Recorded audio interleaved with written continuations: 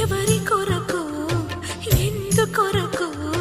సాగించు పోరాటము ఇల్లు విడిచి పల్లె విడిచి ఎన్నాళ్ళు ఈ నరకము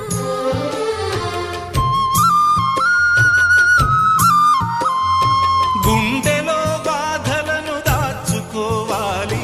నా పోరు బాటలో నీ తోడు కావాలి పల్లెనే ఇల్లుగా నువ్వు చూసుకోవాలి పంచాది నిర్మలకు చెల్లెవనిపించాలి